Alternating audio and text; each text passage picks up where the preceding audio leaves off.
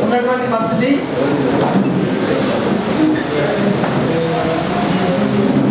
Prasad close. ముందుగా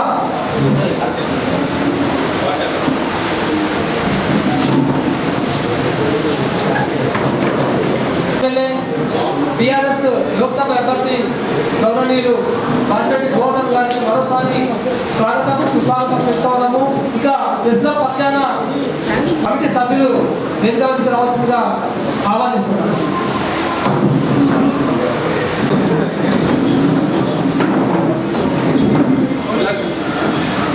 అభిలాష్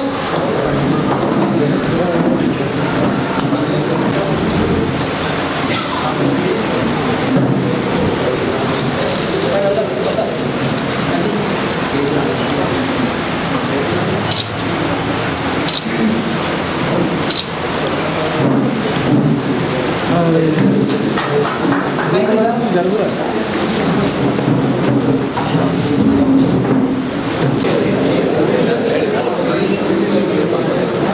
అందరూ side అయ్యారా?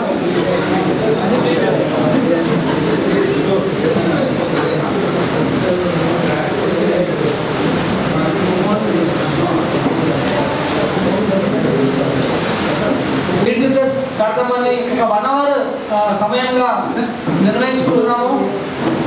కాబట్టి చాలా షెడ్యూల్స్ ఉంటాయి కాబట్టి ఎవరు కూడా ఎక్కువగా చేయకుండా మన ఒక్కసారి నిబంధన చెప్తున్నాము. క్వశ్చన్ వేసే జర్నలిస్టు వాళ్ళ పేరు ఆర్గనైజేషన్ చెప్పి ఒక క్వశ్చన్ మాత్రమే ఒకసారి మాత్రమే అడిగే అవకాశము ప్రశ్నలు కల్పిస్తుంది.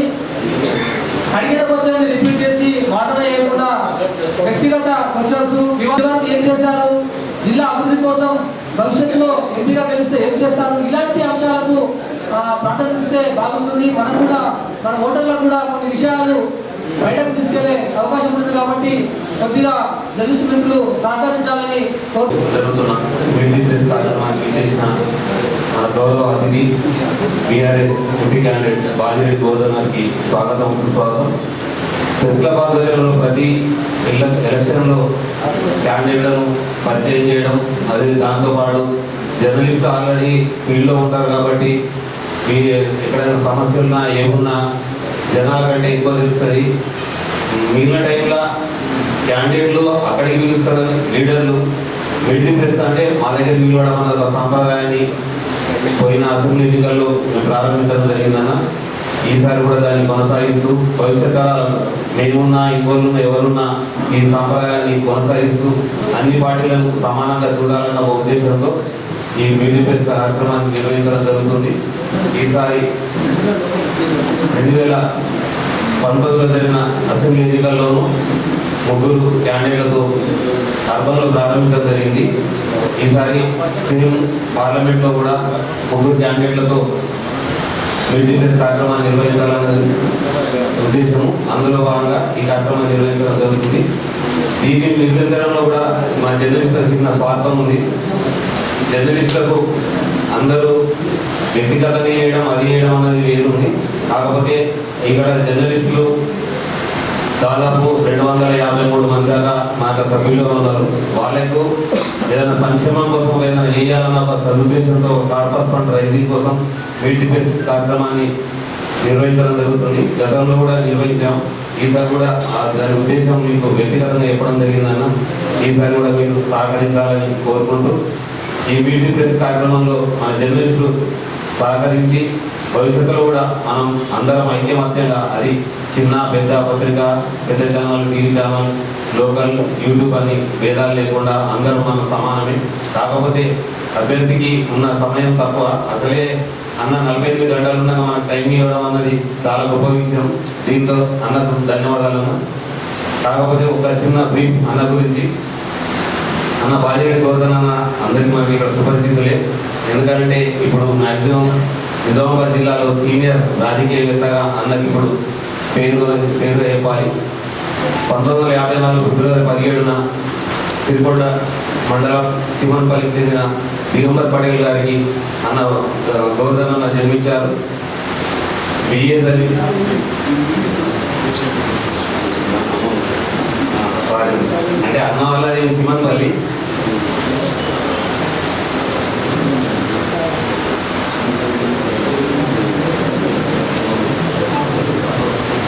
అన్నగారు వాళ్ళ అమ్మమ్మ వారి ఇంట్లో దేశాలపేట విలేజ్ మేడపల్లి మండలంలో జన్మించారు. కాకపోతే అన్నది సొంతూరు చిమన్పల్లి. అన్నది అక్కడ రాజకీయ ప్రస్థానం కూడా అక్కడి నుంచి ప్రారంభమైంది. ముందుగా పోలీస్ పటేల్ అంటే మ్యాక్సిమం నా ఏది కాకపోయినా ఇంకొక చాలా మంది కూడా పోలీస్ పటేల్ అంటే ఎవరు తెలియదు. అన్న ఫస్ట్ పోలీస్ పటేల్గా ప్రారంభించి సర్పంచ్గా, ఎంపీటీసీగా, స్టేట్ ఫైనాన్స్ కార్పొరేషన్ డైరెక్టర్గా, ఎంపీపీగా స్వతంత్రంగా 2 సార్లు పనిచేసిన ఏకైక వ్యక్తి. అదేవిధంగా అప్పట్లో అన్న టైగర్గా నిజామాబాద్ జిల్లాలో ఈ వేరెవరికి లేదు, అందరు పెట్టుకోవడం తప్పించి టైగర్ గోవర్ధన్ అని ఒక ముద్దు పేరును సంపాదించిన అన్న. నిజామాబాద్ జిల్లాలో అర్థంగా రికార్డు ఏంటంటే అన్న 3 ప్రాంతాల్లో ఎమ్మెల్యేగా గెలిచిన ఏకైక వ్యక్తి. ఇంతవరకు ఎవరు కూడా సాధ్యం కాలేదు, సాధ్యం కూడా కాదు కూడా భవిష్యత్తులో. అన్న అటువంటి రాజకీయ దురంధరులు అని చెప్పాలి. ఈసారి ఎంపీగా అన్న ఫస్ట్ టైం రాజకీయాల్లో తన లక్కును ఖచ్చితంగా ఢిల్లీ గద్దె నెక్కాలన్న ఒక ఉద్దేశంతో ఇటువంటి క్లిష్ట పరిస్థితుల్లో కూడా ఎంపీ పోటీ చేస్తుండు. ఆయన అన్నకు మనం సహకరించాలని ఈ కార్యక్రమాన్ని నిర్వహిస్తున్నాం. దీనికి మీడియా మిత్రులందరూ సహకరించాలి. దయచేసి ఒక్కొక్కరు ఒకటే క్వశ్చన్ మళ్ళీ రిపీట్ చేయదన్నది మనకి తక్కువ టైం ఉంది. అన్న కూడా మళ్ళీ వేరే ప్రోగ్రాంలు ఉన్నాయి, మనకి ఇచ్చిన తక్కువ సమయం కాబట్టి అందరు మిత్రులు సహకరించాలని కోరుకుంటూ థ్యాంక్ యూ. కార్యక్రమానికి ఇచ్చేసినటువంటి electronic media, print media, desk reporters, stack reporters, బ్యూరోలు, కెమెరామెన్స్, ఫోటోగ్రాఫర్స్ ప్రతి ఒక్కరు కూడా పేరుగా మరోసారి స్వాగతం వెళ్తున్నాము. ముందుగా ఈ రిటర్న్ టెస్ట్లో క్వశ్చన్ అడగాల్సిన వారు చెప్తే వాళ్ళకి మైక్ పంపిస్తాము. వాళ్ళు ఒక క్వశ్చన్ ఒక్కసారి మాత్రమే, ఒక క్వశ్చన్ మాత్రమే రిపీట్ కాకుండా అడిగితే దయచేసి మిగతా వాళ్ళకి కూడా అవకాశం వస్తుంది. టైం త్వరగా ముగించుకునే అవకాశం ఉంది. మీరు ఏ ఎలక్షన్ ఎదుర్కొన్నా చాలా టఫ్ క్యాండిడేట్స్తో ఎదుర్కొన్నారు. ఇప్పుడున్న సిచ్యువేషన్లో మోదీ పాలన నడుస్తుంది, ఎట్లా ఉండబోతుంది? మీరు నిజామాబాద్ జిల్లా ప్రజలకు ఏం సందేశం ఇవ్వాలి? నేను కూడా చూస్తున్నా ఎలక్షన్లో దాదాపు ఒక మంత్ 1 నెల 20 రోజులు దాంట్లో అప్పటికే ప్రకటించిన తర్వాత చేశారు.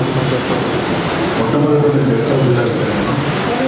అక్కడి నుంచి టోటల్గా అన్ని 7 అసెంబ్లీ నియోజకవర్గాలను ప్రకటిస్తూ ఉన్నాను. ప్రతి మండలం పైన ప్రతి మున్సిపాలిటీ సందర్శించాను, నగర పరిస్థితులు సందర్శించాను. ఈ రంగానికి అంత పెద్ద లేదు. జనరల్ ప్రజల్లో ఎట్లా ఉందంటే 5 నెలల నిర్వహించినటువంటి ప్రభుత్వం పార్టీ కాంగ్రెస్ పార్టీ ప్రజలను మోసం చేసి 6 గ్యారెంటీలని గద్దె కూర్చొని 6 గ్యారెంటీలు అమలు చేయకుండా దాన్ని పోస్ట్పోన్ చేసుకుంటా అమలు పెడుతుంది. కాబట్టి ప్రజలు అది ఎక్కువ ఆదరణతో ఉన్నారు. మమ్మల్ని మోసం చేసిన ప్రజలు మోసం చేసిన ఉద్దేశంతో ప్రజలు ఎవరైతే వాళ్ళకు అబద్ధాలు చెప్పి ఓటేస్తున్నారో వాళ్ళకు శిక్షించాలనేటువంటి ఉద్దేశంతో వాళ్ళు ఉన్నారు. సెకండ్, మీరు అడిగినట్టు మోడీ బాగా పంపిస్తున్నారు కావాలి. ఎవరు వాళ్ళు? కొంతమంది బీజేపీ నాయకులు. బీజేపీ నాయకులను కాకుండా ఇతర బీజేపీ నాయకులు వాళ్ళు పైన మాత్రం సామాన్య చెప్పుకుంటూ అరవింద్ ముఖ్యం కాదు మీకు మోడీ చూడండి చెప్తున్నారు. జనం ఖండిస్తున్నాడు, తీవ్రంగా ఖండిస్తున్నాడు. నేనేమంటున్నానంటే పార్లమెంట్ పరిధిలో ఉన్నటువంటి సమస్య ఒక ఎంపీగా గెలిచిన వ్యక్తి, మెంబర్ ఆఫ్ పార్లమెంట్గా గెలిచిన వ్యక్తి ఆ పార్లమెంట్ పరిధిలో ఉన్నటువంటి సమస్యని పార్లమెంట్ ప్రస్తావించాలా? ఒకరోజు ప్రస్తావన లేదు. నిజామాబాద్ విషయంలో కానీ, జగ్త్యాల విషయంలో కానీ, కోరల విషయంలో కానీ, ఇతర ప్రాంతాల విషయాలలో ఒక్కరోజు కూడా పార్లమెంట్లో ప్రస్తావించిన వ్యక్తి. రెండవది, ఎన్నికల ముందు ఏదో హామీలు ఇచ్చాడు, అడ్డమైన హామీలు ఇచ్చాడు. 13 ప్రభుత్వం ఏర్పడ్డాక 5 రోజులు పొరపాటు చేస్తారు. 5 సంవత్సరాలు తీసుకునే పరిస్థితి. రెండోది ఏమన్నాడు, గాలి పాలసీ చేస్తా నేను ఈ పార్లమెంట్ పరిధిలో ఉన్నటువంటి గ్రామాల నుంచి చాలామంది నిరుద్యోగ యువకులు గాలిపాటలు పట్టింది కాబట్టి వాళ్ళందరికీ న్యాయం చేస్తాను. నకిలీతులు మాట్లాడుతున్న వాళ్ళు ఇల్లీగల్ ఇంప్లిమెంట్ చేస్తున్నారు, ఇంప్లిమెంట్ చేస్తున్నారు, వాళ్ళు జైల్లో పడుతున్నారు, హాస్పిటల్ వాళ్ళు డబ్బులు లేకుండా చనిపోతూ ఉన్నారు. వాళ్ళని ఆదుకుంటాను నేను. గాలి పాలసీ తీసుకొచ్చి తన సొంత ఇంట్లో మరి కాల్ సెంటర్ ఉంటుంది, ఆయన ఇంట్లో సొంత ఇంట్లో కాల్ సెంటర్ పెడతాని ఆలోచించాడు. ఆ కాల్ సెంటర్కి ఎవరైతే బాధితులు ఉన్నారో వాళ్ళ బాధితులు వాళ్ళు ఫోన్ చేయొచ్చు, ఫోన్ చేసిన వాళ్ళని ఆదుకుంటా చెప్పమంటారు. మూడో విషయం ఏంటంటే స్కిల్ డెవలప్మెంట్ సెంటర్ పెడతా, వేలాది మంది నిరుద్యోగులకు స్కిల్ నేర్పించి వాళ్ళకి అదనంగా ₹4 ఎక్స్ట్రా అయినా పర్లేదు ఇంకా ఇప్పించాలని ఈరోజు అనమాట. ఈరోజు అంటే ఎక్కువలో మరీ ఎక్కువ మంది యువకులకు ఉద్యోగాలు కల్పిస్తారు. 4వ హామీ అంటే 3 షుగర్ ఫ్యాక్టరీ ఉన్నాయి ఈ ప్రాంతాలు. ఎన్సీసీ ఉంది, ముద్రపేట షుగర్ ఫ్యాక్టరీ ఉంది. ఈ షుగర్ ఫ్యాక్టరీలు ప్రభుత్వం ద్వారా అభివృద్ధి చేస్తుంది. ప్రభుత్వం ముందుకు రాకపోతే తన సొంత డబ్బులతో ఓపెన్ చేస్తుంది. ఈ 4 వాగ్దానాలు గాలి వచ్చింది. ఈ 4 వాగ్దానాలు ఏ ఒక్క వాగ్దానం కూడా చేయనటువంటి వ్యక్తి వారు ఉన్నది చేసినంటే కేవలం ఈ జిల్లా ఎంపీ ధర్మపురం. ఇది ప్రజలకు నేను గుప్తంగా చెప్తున్నాను, ఇది చేస్తున్నాడు కదా మరి కనీసం అది కూడా. 5వది ఏంటంటే ఇవాళ కేంద్రంలో మన ప్రభుత్వం ఉంది. ఈ ఉదాహరణ ఏంటంటే నేను కానీ ఈ ప్రాంతంలో ఉన్నటువంటి మా బీఆర్ఎస్ పార్టీ గారు 10 సంవత్సరాల వాళ్ళ కాలంలో వీళ్ళకి అనుకూలంగా అదే పార్టీ ప్రభుత్వం ఉంది ఈ రాష్ట్రంలో. మరి మేము అనుకూలంగా ప్రభుత్వం ద్వారా వందలాది వేల కోట్ల రూపాయలు తీసుకొచ్చి ఈ ప్రాంతం డెవలప్, బ్రిడ్జెస్ కానీ, రోడ్లు కానీ, సబ్స్టేషన్స్ కానీ, చెక్ డ్యామ్స్ కానీ ఇవన్నీ చేస్తుంటాం. మరి కేంద్రం ద్వారా ₹1 తెచ్చిందా అని అడుగుతున్నాను. చాలా ₹1 సరిపోతుంది. మరి గ్రామాలకు వచ్చినట్టు మన గ్రామం రాలేదు. దాదాపుగా ఈ 7 నియోజకవర్గాలలో నేను అనుకుంటా ఒక 800 గ్రామాలు ఉంటుంది. నేను వెళ్ళిన ప్లేస్లో మాట్లాడితే ఆ గ్రామాల్లో ఎప్పుడు రాలేదు. ఆ గ్రామాలకు రాలేదు, ఆ మండలి ఎక్కువ రాలేదు. తనకున్న ఎంపీ లాంటి కూడా ఎక్కడ ఇచ్చినాం సార్ మాకు తెలియదు, నాకు మంది ఇవ్వలేదు. అంటే టోటల్గా అరవింద్ అనే వ్యక్తి ప్రజలకు పంగడాలు పెట్టింది తప్ప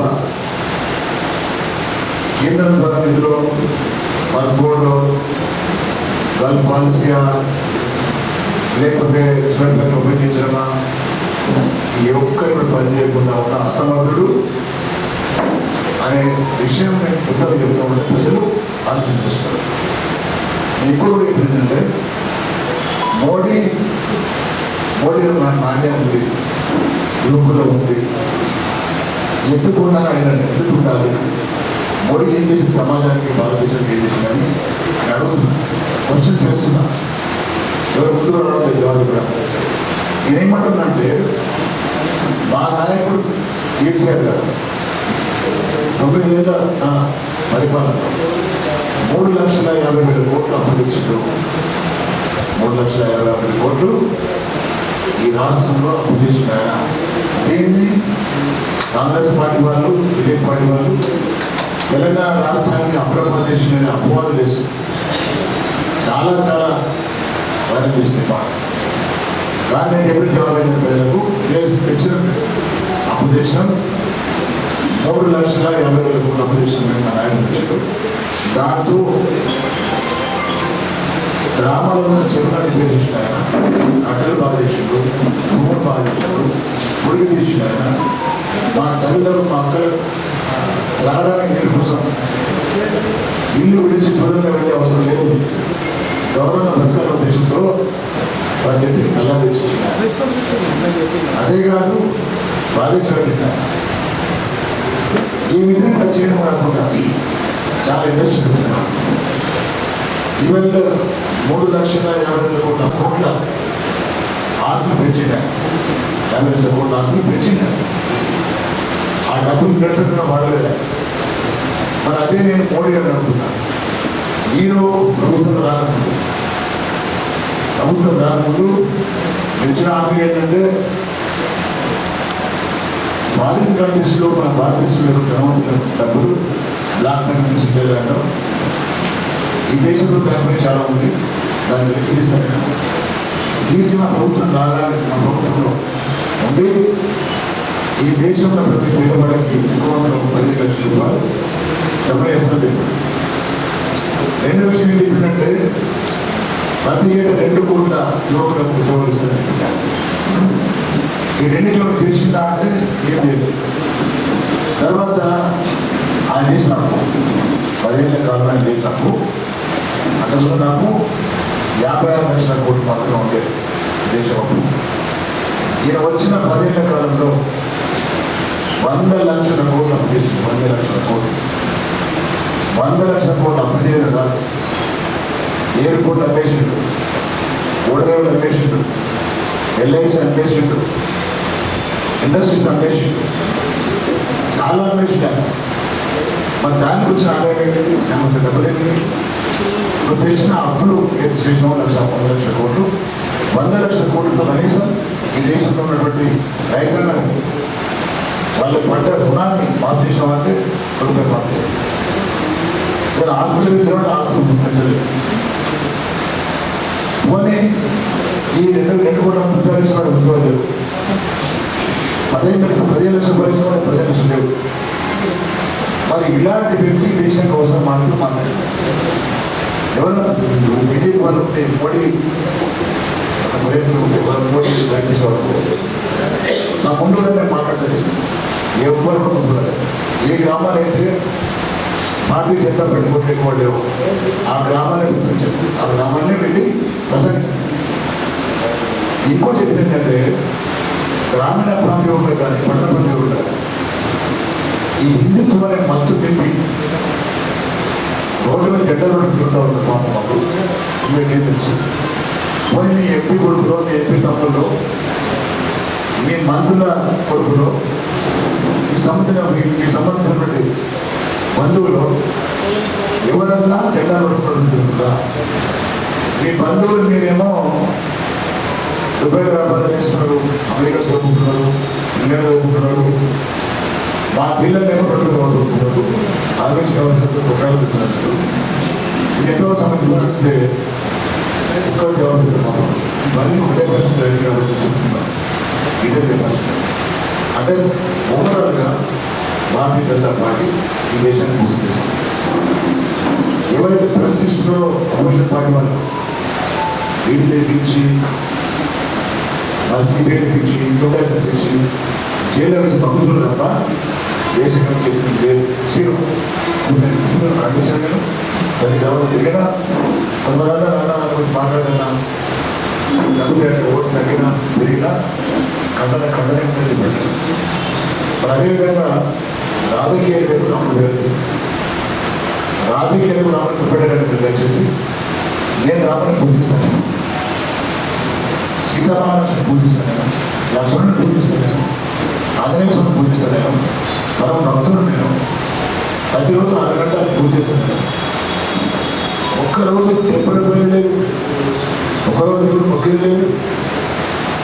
హిందుత్వం అంటూ, ముస్లింల రోహింగ్యాలంటూ, పాకిస్తాన్ అంటూ, ఇతర ప్రాంతాల ముఖ్యమంత్రులు తిడుతూ, ఇతర రాజకీయాలను ఆహ్వానిస్తూ, అడ్డగోలు మాటలు కుక్కలాగా మాట్లాడు మురిగి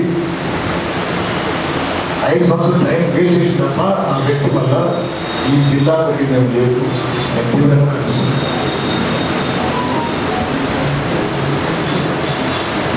చెప్పాల్సిన నెక్స్ట్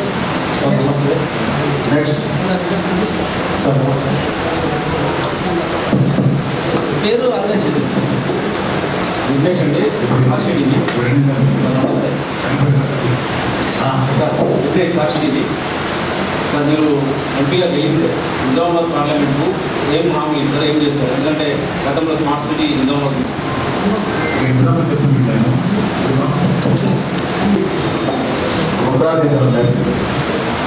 నేను ఆర్మూలు ఎన్నిక ఉన్నప్పుడు కాంగ్రెస్ పార్టీ అపోజిషన్లో ప్రభుత్వం క్రియేట్ ఉంటుంది. నేను పోరాటం చేసి ఆ ప్రాంతంలో నవాబు సిద్ధగుండ రోడ్డు వేయించాను, గ్రామాల్లో రోడ్డు వేయించిన, చెరువులు బాగా వేసిన. ఎగ్జాంపుల్ ఏంటంటే నాకు రాష్ట్రం అధికారులు లేకపోతున్నాం, కేంద్రంలో కూడా అధికారులు లేకపోవచ్చు, కానీ జిల్లాలో ఈ పార్లమెంటరీ నియోజకవర్గంలో ఏ విధంగా ఆగించుడో తరపున పాస్పోర్ట్ ఇస్తాను ఆగించుడో ఆ పాస్పోర్ట్ గురించి మన ఎన్నికల ముందు మోడీ గారు గైడింగ్ నోటిఫికేషన్, ఆ గైడింగ్ నోటిఫికేషన్ చాలా నేను గెలిస్తే తప్పకుండా గైడింగ్ నోటిఫికేషన్ గురించి ప్రస్తావిస్తాను మాట్లాడుతున్నాను. ఒకవేళ నేను అభివృద్ధి వ్యక్తి అనే ఉద్దేశంలో తెలియజేస్తే ఆ గైడింగ్ నోటిఫికేషన్ నేను సుప్రీంకోర్టు వేసిన సాధిస్తాను. నకిలీ ఏదైనా మారినప్పుడు మోసపోయి జైలు మొగుతాం. అరవిందేది డిఫరెంట్ ఒకసారి పాలసీ వచ్చింది. నేను ఒక్కరిని సాధించా. నాకు భారతదేశంలో చాలా మంది ఎంపీలు వాళ్ళ ప్రాంతాలు గెలుపొందించారు. వాళ్ళని కూడగట్టుకొని అందరం కలిసి మరి డిమాండ్ చేస్తాం, దాని పాలసీ కావాలని కావాల్సింది. ఆ డిమాండ్ తప్పకుండా తెలియదు. ఎందుకంటే దాకా అన్ని పాటలు ఇప్పుడు ఉండొచ్చు, అన్ని పాటలు ఇప్పుడు ఉంటాయి. కాబట్టి తప్పకుండా ఏ ప్రభుత్వం ఉన్నా కలవచ్చాల్సిందే, గాలి పాలసీ తీసుకోవాల్సిందే. ఇవన్నీ ఉన్నాయి. రెండవది ఏంటంటే ఈ ప్రాంతంలో చాలా మంది చికెన్ కాయలు ఉంటున్నారు, పేదవాళ్ళు చాలా మంది. మన వృత్తి లేక ఇబ్బంది ఉంటారు, మన వృత్తి కావాలా. ఏదైతే వరంగల్లో మెగా టెక్స్టైల్ పార్క్ ఉందో అంత మెగా టెక్స్టైల్ పార్క్ కాకుండా కనీసం టెక్స్టైల్ పార్క్ అన్నా ఈ ప్రాంతంలో పెట్టమని పార్లమెంట్లో ప్రవేశపెడుతున్న డిమాండ్ కూడా వేసుకుంటాం. అదేవిధంగా మన ప్రాంతం నుంచి కేంద్ర ప్రభుత్వం ఇన్కమ్ ట్యాక్స్ పెట్టడం, ఏదో ట్యాక్స్ పెట్టడం, ₹1 వసూలు చేస్తే చాలా మంది మనకు కూడా కేంద్ర ప్రభుత్వం కావాల్సిందే. ఈ 4 విషయాలు నేర్చుకుంటే ఈ రైల్వే ట్రైన్ కానీ, తర్వాత కొత్త రోడ్స్ కానీ, బీదర్గుడ్ కానీ, నిజామాబాద్ బీదర్గుడ్ కానీ, నిజామాబాద్ నిర్మల్గుడ్ కానీ చాలా బెడిలు ఉంటాయి. ఇవన్నీ కూడా తప్పకుండా సాధిస్తాం, ప్రస్తావిస్తాం, పోరాటం చేస్తాం. నెక్స్ట్ ఏమండి చంద్రబాబు నా వెహికల్ మీద కానీ, నా పాంప్లెట్ మీద కానీ, నా ప్రతి ప్రచార సామగ్రి కవిత గారి కూడా ఉంది. ఎందుకు ఉండాలంటే గతంలో ఎంపీ చేస్తున్నారు, పాస్పోర్ట్ కోసం పోరాటం చేస్తున్నారు, బీడీ క్యాపిటల్ సోదరుల కోసం, బీడీ క్యాపిటల్ కోసం పెన్షన్ కోసం మహిళ లోక్సభలో మంచి పార్లమెంటరీ, ఉత్తమ పార్లమెంటరీ అవార్డు ఉన్నటువంటి మహిళ మా నాయకుడు. కాబట్టి నేను ఎప్పుడు కూడా ఆమె స్టార్ క్యాంపెయిన్ 100% స్టార్ క్యాంపెయిన్. ఆమె బయట ఉంటే ఆమె పార్లమెంట్ వారు ఎదురు, అది లేదు. కాబట్టి కేసీఆర్ గారు బస్ యాత్ర పెట్టిన వారు వస్తు ఊర్లలో, నడిపిల్లో, బాల్కొండలో, ఆర్మూర్లో, నిజామాబాద్ కూడా బస్ యాత్ర పెట్టినారు. చాలా గ్రాండ్గా చూసాను. అంటే స్టార్ క్యాంపెయిన్ నేను అసలు నాయకుడు స్టార్ క్యాంపెయిన్ ఆ నుండి బాగుంటున్నాను, లేకపోవడం బాగా ఉంటాను. బీజేపీ నాయకులు, బీజేపీ పార్టీ వాళ్ళు అది ఒక ఛాలెంజ్ ఇచ్చారు. ధర్మపురి ఎమ్మెల్యే దగ్గరికి పోటీలో అక్కడికి వెళ్ళి మూడగొట్ట పోటీ చదివించారు. దాని ఉదాహరణ మన కొడుక పోటీ చదువుకోవడం ఎమ్మెల్యే పోటీ ఇక్కడ ఉండి ఉండబట్టి మహిళా నాయకురాలు మాట్లాడతారు. మళ్ళీ బయట ఉంటే ఇక్కడే పార్లమెంట్ కూడా భయంతో వాళ్ళ నాయకులతో మాట్లాడి అసత్య ఆరోపణ చేసి లిక్కర్ స్కామ్లో ఆమె దాన్ని ఎదిగించి కావాలని దాని ఎవిడెన్స్ లేదు, ఒక ఉదాహరణ లేదు, ఒక సాక్ష్యం లేదు, ఏమి లేకుండా కేసీఆర్ గారు పోరాటం చేస్తున్నది కాబట్టి మరి మహిళ బయట ఉంటే ఎంపిక అనిపిస్తుంది కాబట్టి ఈ రెండు దృష్టిలో పెట్టుకొని ఆమె అవినీతి ఆరోపణ మీద లిక్కర్ స్కామ్ నిర్బంధంతో జైల్లో వేసారు. జైల్లో ఆమె వేసినా కానీ ఆమె నాకు సపోర్ట్ చేస్తామని మోదీ మాట్లాడుతున్నాను, వేరే నాయకులు గారు చెప్పినట్టు కానీ ఆమె పార్లమెంట్కి అయితే ఒక టీం తయారు చేస్తున్నారు, పోటీ చేస్తారు. ఆ టీం మొత్తం నాకు హ్యాండ్ చేస్తున్నారు, సొసైటీ టీం మొత్తం నాకు హ్యాండ్ చేస్తారు. ఆమె ఫుల్ సపోర్ట్ నాకు. ఆమె మా నాయకుడు, మా పార్టీ నాయకుడు, నేను నో డౌట్ ఎట్ ఆల్.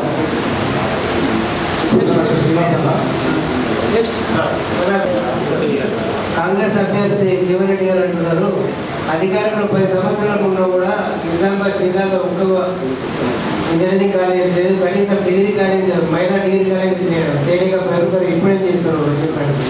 ఆయన అసలు పెద్ద మంది చేయకూడదు, పెద్ద మంది చేయకూడదు.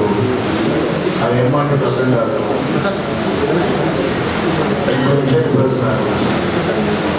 జీవన్రెడ్డి గారు అంటే మరి ఎన్నికల ముందు బాగా గౌరవించారు. ఎంత డ్రామా కూడా చేస్తున్నాడంటే నేను విన్నా వ్యక్తిగతంగా ఖండించిన జీవన్రెడ్డి గారు ఫస్ట్ 81లో సమితి పెట్టారు.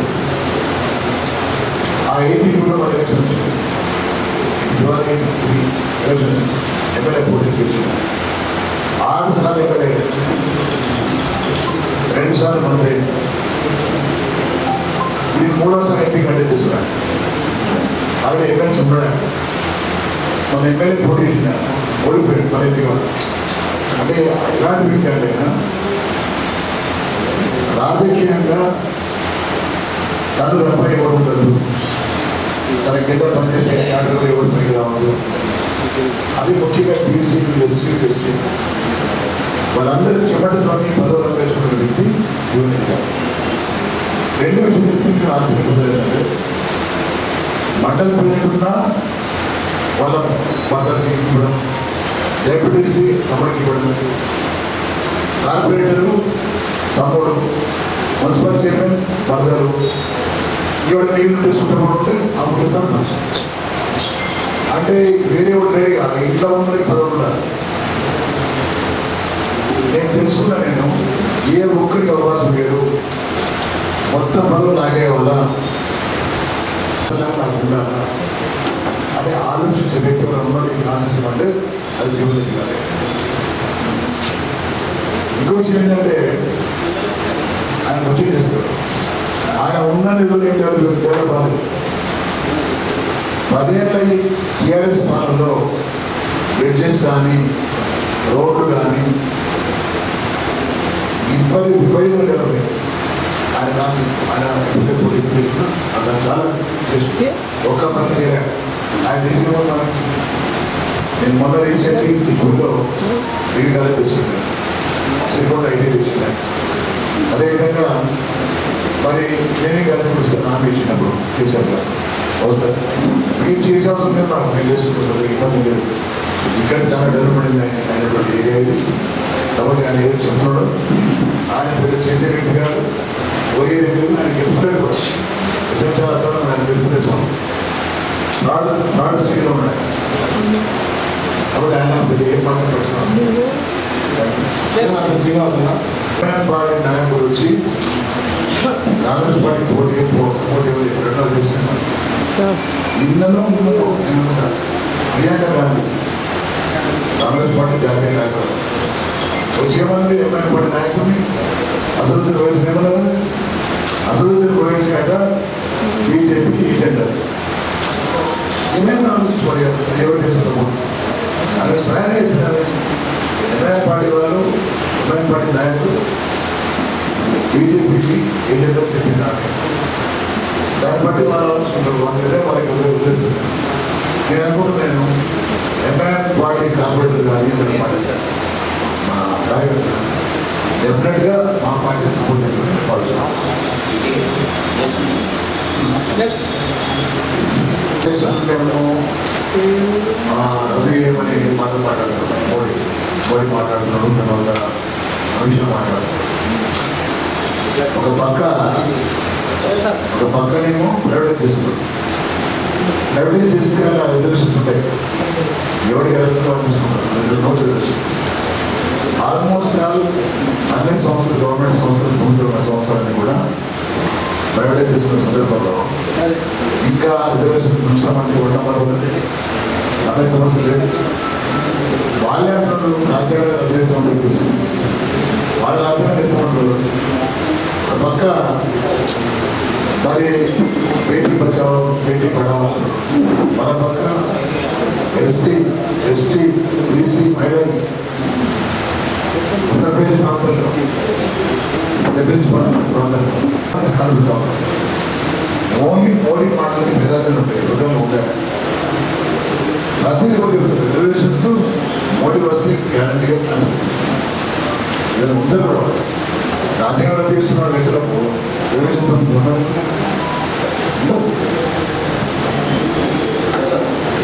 దయచేసి స్థానిక ఎందుకంటే ఆ మాట అంటే అర్థం చేసుకోవాలి. గత 5 ఏళ్ల క్రితము కాంగ్రెస్ పార్టీ అందరూ కలిసి బీజేపీ గెలిపించారు, అన్ని గెలిపించారు. ఈ విషయం మీద వీడియో వచ్చింది. మా స్నేహితులు కొడుకని చెప్పి పార్టీలకు అనేకంగా అభివృద్ధి గెలిపించారు. అందుకని వాళ్ళు ఏంటంటే దుబాటు కూడా నేను ఉంటాను, అందరి బీఆర్ఎస్ ఉంటుందని ఆలోచిస్తున్నాను. కాబట్టి వాళ్ళు మాట్లాడేది మాట్లాడుకుంటే మాట్లాడేది వాళ్ళ విధంగా స్నేహితులు బీఆర్ఎస్ పరిపాలన స్నేహితులు కాదు. బీజేపీ కాంగ్రెస్ ఇద్దరు ఒకరికొకరు ఇద్దరు స్నేహితులు. వాళ్ళు నువ్వనే గెలువు నేను గెలవాల, బీఆర్ఎస్ పార్టీ మాత్రం గెలవద్దని ఒక ఉద్దేశం మాత్రం కాబట్టి ఆ మాట నేను చెప్తాను. అందరికీ తన సొంత కూతురుని జైలేసి బీజేపీ సొంత కూతురు జైలేసిన తర్వాత కూడా ఇంకా బీఆర్ఎస్ బీజేపీ నచ్చిందనే మాట మాట్లాడుతున్నాను. అది చాలా అన్యాయం. ఇవాళ ఇంకోటి చెప్తున్నాను, ప్రజలు గమనిస్తున్నారు. బీజేపీ కానీ కాంగ్రెస్ పార్టీ కానీ ప్రజలను మోసం చేసి వాళ్ళు పరిపాలన చేస్తున్నారు. మా కేసీఆర్ పరిపాలనప్పుడే అన్ని సౌకర్యాలు దొరికేలాగా అందరికీ బాగా ప్రభుత్వం చూసినాయన సంక్షేమ ఫలాలు ఇచ్చింది. ఈ రాష్ట్రాన్ని దేశంలో నంబర్ 1 చేసినాయన. వాళ్ళు జూటా మాటలన్నీ అబద్ధపు వాగ్దానాలు. మేము మోసపోయినామో మరోసారి మోసపోయి ప్రజలు అనుకుంటున్నారు.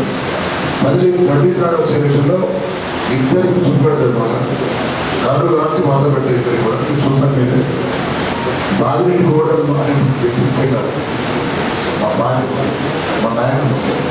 మరి మా నాయకుడు కూడా ఓడిపోయినా కానీ మోసం మాటలతో ఓడిపోయినా కానీ మరి వాళ్ళ రాష్ట్రం ఏదైతే బాధైతుంది. పోయిన సంవత్సరం ఇంత వర్షాలు పడ్డా, 10 వర్షాలు పడ్డా, మరి ఈరోజు ఒకరి విధాలు పూర్తిగా దిగిపోయి బోర్లు వేసుకుంటున్నారు, నాడా నీళ్ళు పడిపోయి కరెంటు మూతలు ఉన్నాయి. ఇచ్చిన వాగ్దానం అమలు చేస్తున్నట్టు అనే ఉద్దేశంతో ప్రజలకు మద్దతుగా బస్సు యాత్ర పెట్టుకున్నారు. బస్సు యాత్ర చూస్తుండేది, వారి స్పందన చూస్తుండేది. రేవంత్ రెడ్డి బస్సు యాత్ర పెట్టడం చూసేది. అదేవిధంగా బీజేపీ పట్టుకుని బస్సు యాత్రని సమావేశంలో చూసేది. అమిత్ షా వచ్చినా, మోడీ వచ్చినా పెద్ద స్పందన లేదు. రేవంత్ రెడ్డి వస్తే నిన్న ఆర్మూర్లో నందులు పెరిగిపెట్టారు. ప్రజలు లేక 57 మినిట్స్ కార్లు ఉన్నారు. ప్రజలు లేక ప్రజలు వస్తున్నారు. స్పందన మాకు బాగుంది. డెఫినెట్గా చెప్తున్నా, ఈ రాష్ట్రంలో తెలంగాణ రాష్ట్రంలో 17 స్థానాలలో 10 నుంచి 12 స్థానాలు మేము టీఆర్ఎస్ పార్టీ ఎంపీనే గెలవబోతున్నాము. గట్టిగా నమ్మకం చెప్తున్నా, దాన్ని నేను కూడా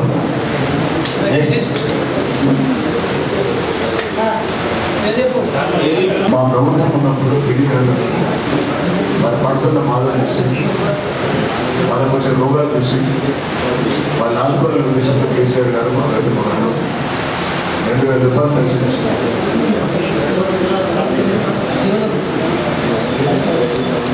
2000 రూపాయలు పెన్షన్ అధికంగా మే ప్రభుత్వంలో మళ్ళీ వస్తే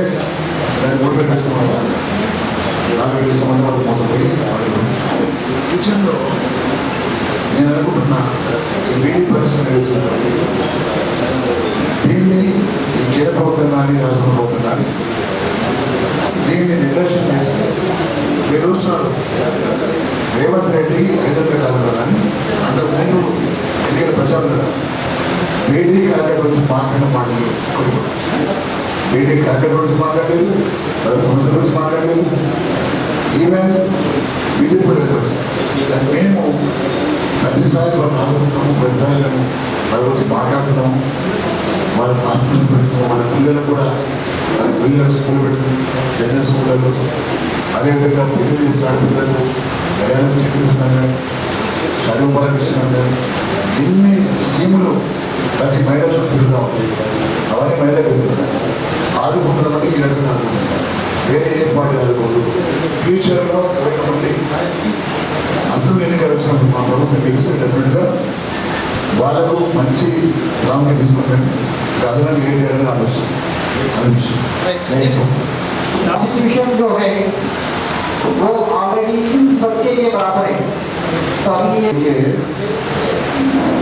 वर्ल्ड में जो कंट्रीज है, वर्ल्ड में जो कंट्रीज है, नया नया इंडिपेंडेंस कंट्रीज है, वो कंट्री वाले जो है ये जो अपन ये राज्य में जो फाइट करे कॉन्स्टिट्यूशन ऑफ इंडिया जो थे वो कॉन्स्टिट्यूशन को फॉलो करने के वास्ते नया जो है इंडिपेंडेंट आया सब कंट्रीज इंडिया को आगे ये कॉन्स्टिट्यूशन पढ़ के स्टडी करके ये कॉन्स्टिट्यूशन जो है अदर कंट्री में अमल करें. वो अदर कंट्री में जो अमल करे तो उसको जो है वो कंट्री से अच्छा होता है. कहीं भी कास्ट बेसिस हो नहीं तो दूसरी तरफ से हो वो कंट्री में हम गन्ना पसंद नहीं हुआ डेवलपमेंट हो फास्टेस्ट डेवलपमेंट हो. अपना कंट्री में जो है ये बुखारा उन्हें बुखारे रहेगा वो उसका बाप से नहीं होता, उसका दादा से नहीं होता. ये जो कॉन्स्टिट्यूशन है ना कोई चेंज नहीं कर सकते.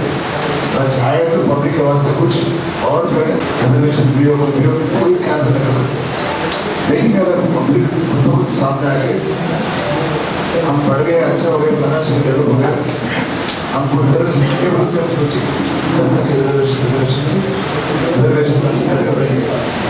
ये जो उसके बाद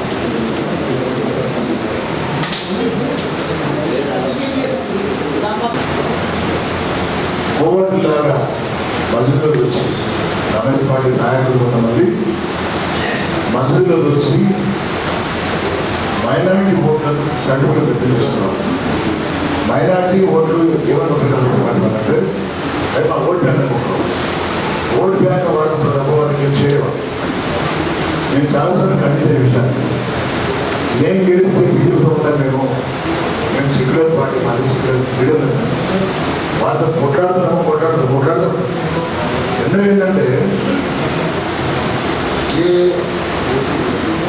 టీఆర్ఎస్ పార్టీ కాంగ్రెస్ పార్టీ वाले बोल रहे कांग्रेस पार्टी जो है आज थर्ड रैंक में हो. अगर थर्ड रैंक में से कांग्रेस पार्टी मुस्लिम से सपोर्ट करे, मुस्लिम का वोट डाले, डेफिनेटली जो है बीजेपी दोनों का जो है वोटर खराब हो जाएगा. अगर मैं फर्स्ट में हूँ सोच समझ कर मैं सेक्युलर आदमी हूँ, सेक्युलर पार्टी का लीडर है हमारा. 10 साल के उनके हुकूमत में किसी सब होता है, एक बार भी एक दिन भी धंधा पसंद नहीं हुआ.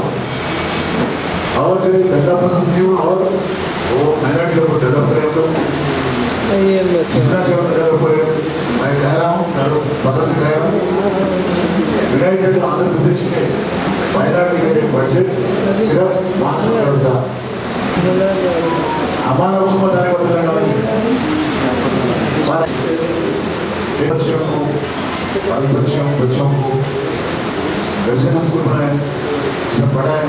एक स्टूडेंट पे गवर्नमेंट 1,25,000 रुपये खर्च करे एक साल. अच्छा डेवलप हो रहे हैं. अच्छा सिंगल बच्चे SSC पास हुए, इंटरमीडिएट पास हुए, डिग्री पढ़ रहे और फॉरेन कंट्री जा रहे. लाख रुपए पर स्टूडेंट ओवरसीज स्कॉलरशिप दिया। ये काम कांग्रेस पार्टी कुछ नहीं करा, कभी ना कभी माइनॉरिटी वोटर को वोट देना समझे, लेकिन एक पैसा फाइनेंशियल डेवलपमेंट करने वास्ते कुछ नहीं करा। हम बोलते हैं कि टीआरएस पार्टी सिमिलर पार्टी नहीं होगी, कांग्रेस से सिमिलर है। क्या कांग्रेस सिमिलर है? मैं चैलेंज करना चाहूँगा, सिर्फ एक कॉन्स्टिट्यूंसी के अंदर में बोलना चाहूँगा। कौन सिमिलर है? कांग्रेस पार्टी का कैंडिडेट सिमिलर है क्या? वो नकली सिक्योर है, केवल जो है कांग्रेस पार्टी टिकट ला कर जो बोल रहे हैं नकली सिक्योर है 100%। इसलिए बोल रहा हूँ मैं गर्व से, बगल से बोल रहा हूँ। गए सिलेक्शन में उन्हें बीजेपी सपोर्ट करा, उन्हें बीजेपी सपोर्ट करने से क्या हुआ? बीजेपी जीत गया। इसलिए जिताया उन्हें कि माइनॉरिटी डाली दो कांग्रेस पार्टी का वीडियो भी है मेरे पास, सपोर्ट करो, इसलिए जीता हुआ। शर्म लेना चाहिए। आप बोल रहे हम सिमिलर नहीं, कांग्रेस पार्टी कैंडिडेट सिमिलर नहीं, मैं सिमिलर हूँ 100% सिमिलर हूँ। जो बोलने वाले हैं सामने आकर कभी क्वेश्चन करो तो जवाब दिए, मुँह धोने वाले जवाब दिए। ओके, గెలుపు ఓటములను కూడా శాసించారు. ఈసారి చెరుకు ఫ్యాక్టరీల సమస్య చాలా కీలకంగా ఉంది. 3 షుగర్ ఫ్యాక్టరీలు ముత్తంపేట, సారంగపూర్, బోధన, ఈ 3 ఫ్యాక్టరీలు కూడా టీడీపీ, టీఆర్ఎస్, కాంగ్రెస్ 3 పార్టీల హయాంలో రకరకాలుగా మూతపడ్డాయి. లేఅవుట్ కూడా ప్రకటించినటువంటి పరిస్థితి. ఇప్పుడు ఎంపీ ఎన్నికలు కూడా కాంగ్రెస్ చెప్తోంది కమిటీ వేస్తున్నామని, బీజేపీ చెప్తోంది 66 ఫ్యాక్టరీలు తెప్పించాము, ఈ ఫ్యాక్టరీలు కూడా మా వల్ల సాధ్యమని చెప్తున్నాం. టీఆర్ఎస్ అభ్యర్థిగా బాజిరెడ్డి గౌరవ్ ఏం చెప్తారు? కాంగ్రెస్ పార్టీ బీజేపీ పోటీ ప్రచారం చేసుకుంటారు.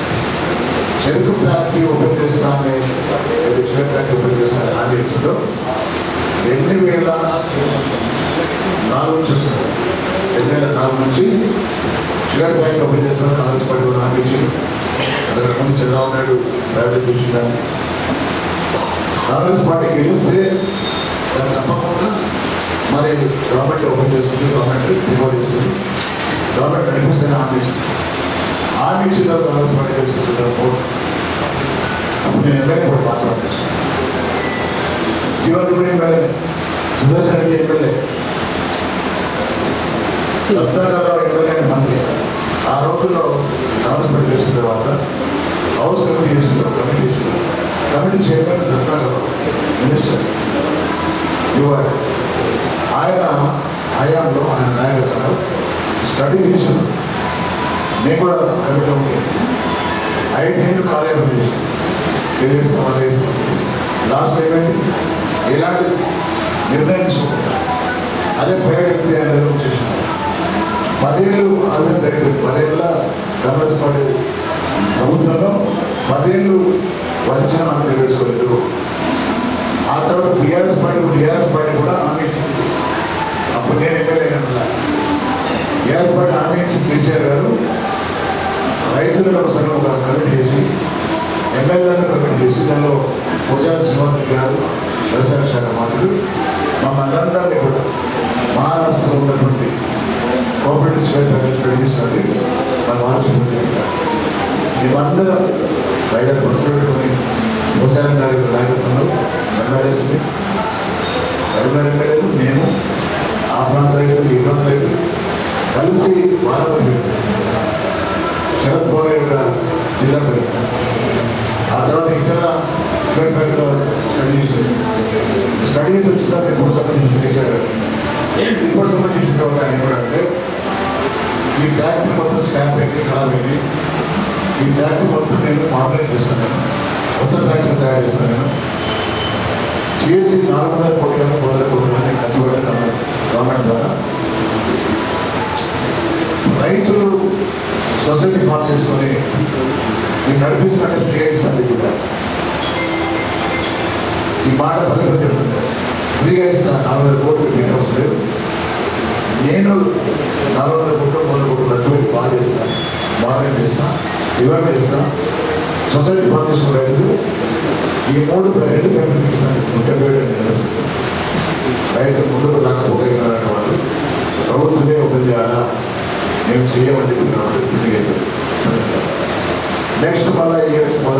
పడతారు.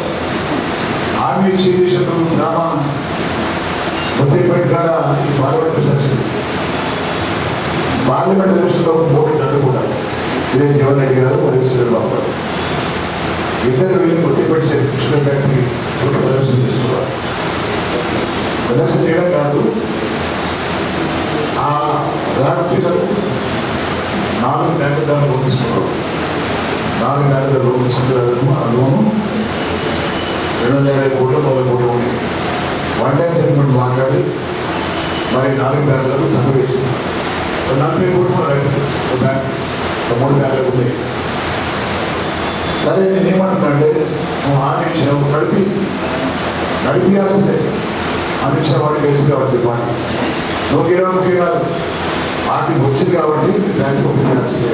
నేను కూడా ప్రభుత్వంగా అదేవిధంగా రైతాంగాన్ని కూడా ఇప్పుడందరూ ఈజీగా గాడి పట్టిస్తారు. అది ఈజీ పంట కాబట్టి వారికి గాడి పట్టిస్తారు. దాన్ని కన్వర్ట్ చేయాలి. ఏం పెడతారు? చెరుకు రైతులుగా మార్చారు వేరే దగ్గర. కాబట్టి అవన్నీ చేయడానికి అవేర్నెస్ కావాలి, అవేర్నెస్ క్యాంప్ పెట్టాలా, ట్రైనింగ్ క్యాంప్ పెట్టాలా రైతాంగానికి. మరి కొత్త రకం చెరుకు తీసుకోవాలా, ఇతరులకు తీసుకోవాలా, ఇవన్నీ చాలా ఉన్నాయి. ఇవి గడిచే వరకు ఏమైందంటే కాలం కాలిపోతుంది. నేను అనుకుంటున్నా ఆయన ఎవరు ప్రైవేట్ వ్యక్తులు ఆయన మాట్లాడి ఆయన అన్నాడు, సార్ వాళ్ళ బ్యాంకు కట్టిన బ్యాంకు లోన్ కట్టినా ఫ్యాక్టరీ నడిపిన మరి నేను నడిపిస్తాను, ప్రభుత్వంగా నడిపించేది. నేను కూడా చాలా నష్టపోయినా ఈ రాజకీయాలు నష్టపోయిన సమయం మా ఆస్తులు అమ్ముకోవడం మరి వల్ల వాళ్ళ బ్యాంకులో ఉన్న తర్వాత కూడా మాకు డబ్బు ఇవ్వాలి, ఇంట్రెస్ట్ కూడా వస్తుంది. వాళ్ళు నచ్చకపోతారు, కోల్పోతారు, మన బిల్డింగ్ ఉంటుంది. ఇవన్నీ ఏదో సూచన అందించినట్టు ఏమైనా అవసరం లేదు, ప్రజాసంబంధం లేదు. నువ్వు ఆనించారు కాబట్టి మనం చేయాల్సిందే, ప్రభుత్వం నడిపించాల్సిందే. అది వాళ్ళ బాధ్యత. అందరూ కూడా టౌన్లో చూసిన ఒక 300 మంది ఉంటారు. చాలామంది ఫ్యాక్టరీ లేక ఇల్లు లేక చాలామంది బాధపడుతున్నాము. వారికి ఎవరు కూడా చేసింది ఏం లేదు. మీరు తెలిస్తే జర్నలిస్టులకు మీరు ఏం చేయబోతున్నారు? జర్నలిస్టులకు సమస్యలు ఉన్నారు, నిజ స్థలాలు లేవు. నిజంగానే కరెక్ట్ మాట్లాడుతున్నాను బాబు. మా ప్రభుత్వం చివరి రోజులలో ఉండాల పేరు ల్యాండ్ చూసినాము, ల్యాండ్ శంకుస్థాపన చేసుకున్నాము, సర్వే చేసుకున్నాము. 15 రోజులు ల్యాండ్ ఉంటుంది. కనిష్టం మేము వచ్చింది, మీకు కొత్త ప్రభుత్వం వచ్చింది, ల్యాండ్ అయిపోయింది. మొదటి ల్యాండ్ వేరే వాడుతున్నాం. ముస్లిం జర్నలిస్ట్ కూడా జర్నలిస్ట్ కూడా మరి వాళ్ళ సభ్యులు కావాలనుకుంటున్నారు. సమస్య పరిష్కారం కోసం మీ తర్వాత తప్పకుండా పోరాటం చేస్తారు. ల్యాండ్ అనేది ఉంది కాబట్టి ఆ ల్యాండ్ తొందరగా నాకు ఎక్స్పోర్ట్ చేసి దాన్ని నిలిపడానికి పూర్తిగా సహకరిస్తారు. కేంద్ర ప్రభుత్వం కేంద్రంలో నిధులిస్తూ ఉంటుంది ఇండస్ట్రీల నిర్మాణం కోసం. అక్కడ నష్టం తప్పకుండా రాష్ట్ర ప్రభుత్వం నిర్వహించడానికి కేంద్రం ద్వారా నిధులు తీసుకొచ్చి తప్పకుండా మీకు ఇల్లు కట్టించి ఏర్పాటు చేసి తప్పకుండా అందిస్తున్నాం. మీ పరిస్థితి బాధించు దాని పేదవాళ్ళు కష్టాలు పడుతున్న యాజమాన్యాన్ని కూడా అనుకున్న గౌరవం పెట్టలేదు. ఏదేమైనా మీ జీవితాలు బాధపడాలంటే ప్రభుత్వం సహకరించండి. నేను పార్లమెంట్ గెలిచిన తర్వాత తప్పకుండా మీ అందరికీ పూర్తి సహకారం అందించి నాకు ఇప్పించి విజయం కాకుండా రాష్ట్ర ప్రభుత్వం ఇస్తే ఓకే, వాళ్ళు ఇవ్వకపోతే కేంద్రం తీసుకొచ్చి మీకు sanction thank you sir. Government అవకాశం ఉందా? అన్ని సర్వేలు కాంగ్రెస్ కానీ బీజేపీ కానీ ముగ్గురికి అవకాశం ఉందని తెలుస్తున్నారు. సీక్రెట్ ఒక విషయం నాకు తెలిసిందంటే ఇస్తామని హామీ ట్రీట్మెంట్ కూడా ఇస్తున్న హామీ డిఏ ఒకటి ఇచ్చింది, ఇప్పుడు నేను కూడా ఒకటి ఇచ్చింది. అది కూడా వస్తున్నాయి. ప్రభుత్వం 4 ఏళ్ళు అయిపోయింది, ఒకటి వచ్చింది. బిఆర్సీ కూడా గతంలో కేసీఆర్ గారు మరి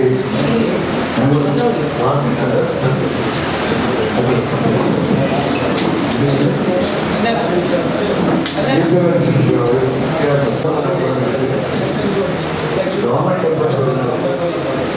ప్రభుత్వం మీద డబల్ పోయి గ్యారెంటీగా ఆ ఊరు నాకు ఇస్తుంది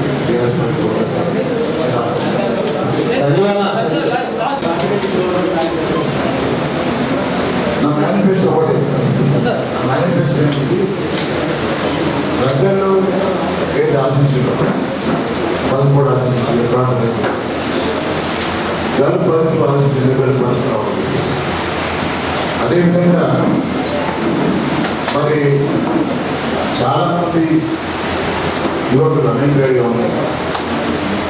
స్కిల్ డెవలప్మెంట్ సెంటర్ లేకపోవడం వల్ల వాళ్ళకు స్కిల్ డెవలప్మెంట్ చేసుకోలేక చాలామంది స్కిల్ లేని వ్యక్తులు గల్ఫ్ ప్రాంతానికి వెళ్ళి మరి వృత్తి నైపుణ్యత లేకపోవడం వల్ల చాలా ఇబ్బంది పడుతున్నారు. నా గతంలో అన్ని వీళ్ళు మరి స్కిల్ డెవలప్మెంట్ సెంటర్ న్యూగా యువకుల నిష్పత్తి చేసి అదనంగా ఇతర చర్యలు చేసుకోవాలి. అవి ఒట్టి మాటలు అవి నేను ఆలోచిస్తున్నాను చెప్పినట్టుగా సెంట్రల్ గవర్నమెంట్ ద్వారా స్కిల్ డెవలప్మెంట్ సెంటర్గా ఐటీఐలు మార్చి పనిచేస్తున్నాం. ఐటీఐలు స్కిల్ డెవలప్మెంట్ సెంటర్గా చేసి దాని ద్వారా ఎక్కువ మంది యువకులు ట్రైనింగ్ ఇచ్చి వాళ్ళందరికీ కూడా స్వయం ఉపాధి కల్పన విధంగా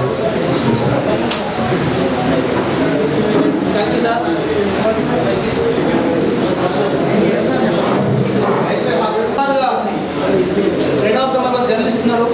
దీంట్లో ఫీల్డ్ మీద జర్నలిస్టులు డెస్క్లో పనిచేస్తున్నారు. ఫోటోగ్రాఫర్ కావచ్చు, వీడియో జర్నలిస్ట్ కావచ్చు, అందరూ కూడా 280 మెంబర్స్ దాదాపు ఉన్నారు. మాకున్న రెవెన్యూ సోర్స్ కేవలం ఈ మడిగ మాత్రమే. ఆ మడిగ ద్వారా వచ్చినటువంటి రెవెన్యూనే మేము డిస్ట్రిక్ట్ వాడుతున్నాము. డెస్క్టాప్ కూడా చాలా తగ్గిపోయినాయి. ఎవరు హాస్పిటల్లో వాళ్ళు పెట్టుకుంటున్నారు. వచ్చిన రెవెన్యూతో పిల్లల సాలరీ కావచ్చు, మాకు టీ స్నాక్స్ వాటర్ ఖర్చులు మాత్రమే వెళ్తున్నాయి. మేము ఒక కార్పస్ ఫండ్ అనేది గతంలో 10 ఏళ్ల క్రితం స్టార్ట్ చేశామన్నా. అది బ్యాంక్లో డిపాజిట్ చేసి వచ్చినటువంటి వడ్డీ ద్వారా ఎవరైనా జర్నలిస్టుల కుటుంబ సభ్యులు చనిపోతే వాళ్ళ అంత్యక్రియల ఖర్చు కోసం కానీ లేదా ఎవరైనా అత్యవసర పరిస్థితుల్లో ఆసుపత్రిలో ఉంటే వారి వైద్యం కోసం ఖర్చుల కోసమని కేవలం 5,000, 3,000 మాత్రమే ఇచ్చే అవకాశం మాకుంది. వడ్డీని మాత్రమే బ్యాంకులు తీసుకొచ్చి వాళ్ళ సంక్షేమం కోసం ఖర్చు చేస్తున్నాము. రోజు రోజుకు మీడియా పెరుగుతోంది, ఛానల్స్ పెరుగుతూ ఉన్నాయి, సోషల్ మీడియా పెరుగుతోంది, సభ్యత్వం పెరుగుతోంది. కానీ మాకు రెవెన్యూ సోర్స్ మాత్రం పెరగట్లేదు. మీ ద్వారా అంటే అభ్యర్థుల ద్వారా గత ఎన్నికల్లో మేము సేకరించినటువంటి డిపాజిట్ని కూడా పెంచుకొని తద్వారా వస్తున్నటువంటి వడ్డీని జర్నలిస్టుల సంక్షేమానికి రికార్డ్ చేయాలి.